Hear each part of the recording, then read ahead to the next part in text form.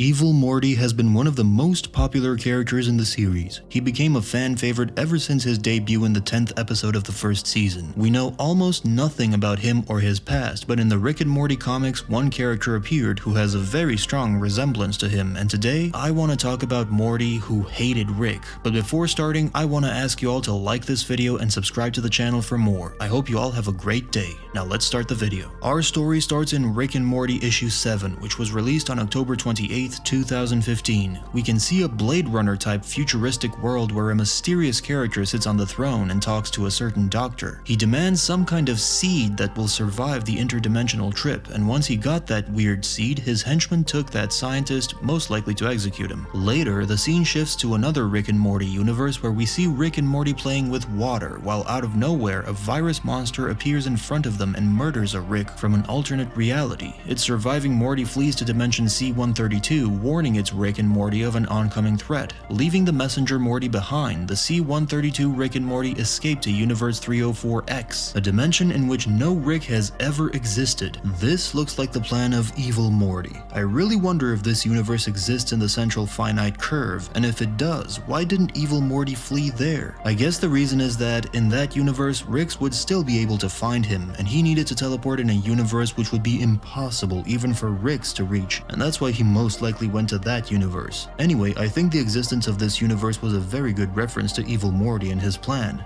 Anyway, after Rick and Morty went into that universe, they found themselves cornered by a hulking assassin. They are saved from him by an adult version of Summer. The Summer who saved the duo takes C-132 Rick and Morty to the headquarters of the Resistance, a small group of freedom fighters, including Jerry, in opposition to this dimension's tyrannical dictator version of Morty. After Summer explains how their Morty took over Earth, Rick and Morty get into a fight and head off in different directions of the headquarters building. Morty meets up with Jerry, who turns out to be working for tyrannical Morty.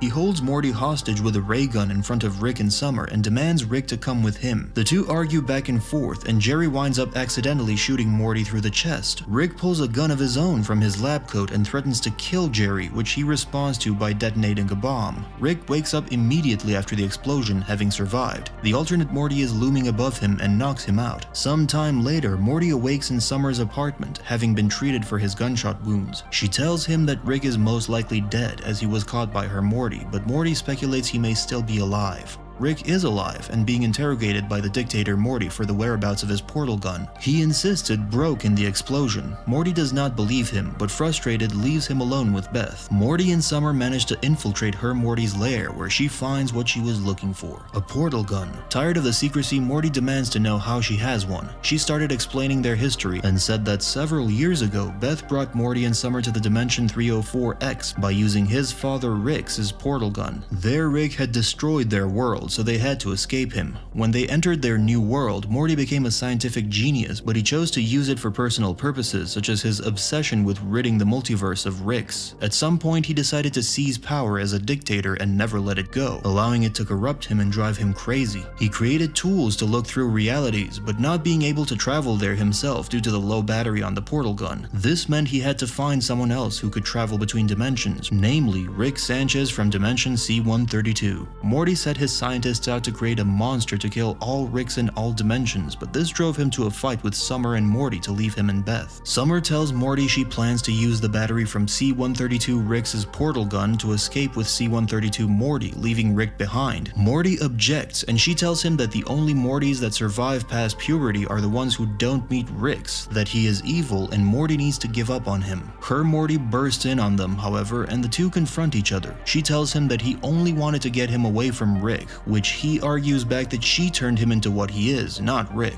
C-132 Morty interjects, however, and passionately explains that bad things don't happen to him because of Summer's or Rick's, but simply because of who he is. The world is against him, and it will be no matter who he is around. Summer and Morty take his words to heart and make up. However, the moment they reconcile, by their stepfather Jerry when he enters with a huge armored vehicle. This is a very interesting version of Morty. This shows us who Morty would become if there was no Rick in his life. Evil Morty is almost the same character as him. They were both dictators who would do everything in their power to oppose Rick. They both managed to escape their grandfather and their influence, but the main difference between them was that dictator Morty was full of vengeance. He wanted all the Ricks to die, and that's why he wanted to get the interdimensional portal, while Evil Morty simply wanted to live without Rick, to be fully free of him, and as we know, in the end he was successful in that. We have a somewhat good idea on what happened to dictator Morty's Rick. He seems to become extremely evil, which made even his daughter Beth, who always tried her max to be with his father and get his praise, leave him. But we know nothing about Evil Morty's Rick.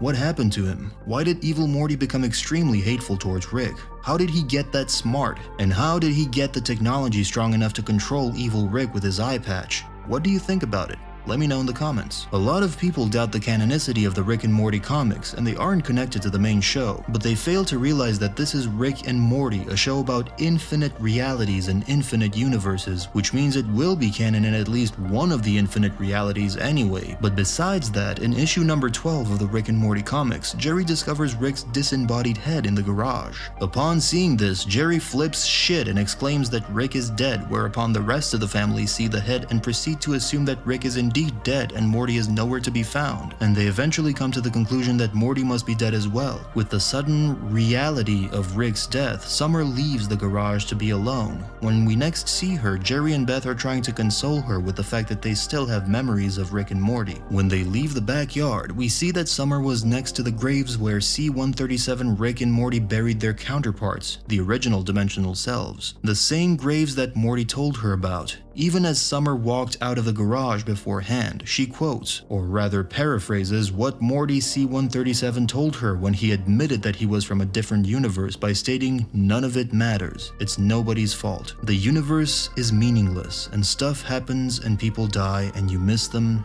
and that's all." I don't believe this to be a coincidence. My impression was that C-132, which was the original universe of the comics version of Rick and Morty, is the defined location for Rick and Morty C-137, and the fact that the graves exist in the same spot as the show, next to the shed, has me convinced that the Rick and Morty of the comics are the same as the ones from the show. In any case, I find the comics of Rick and Morty very interesting to read and talk about. A lot of interesting stuff has been happening there, and I really enjoy talking about it. This was the story of Dictator Morty from the 304X universe, the story of Morty without Rick.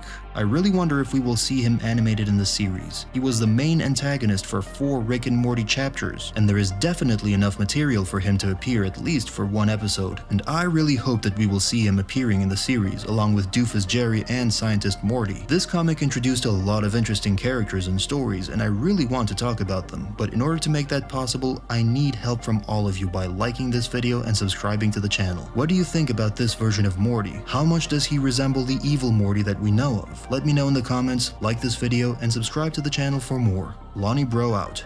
Bye.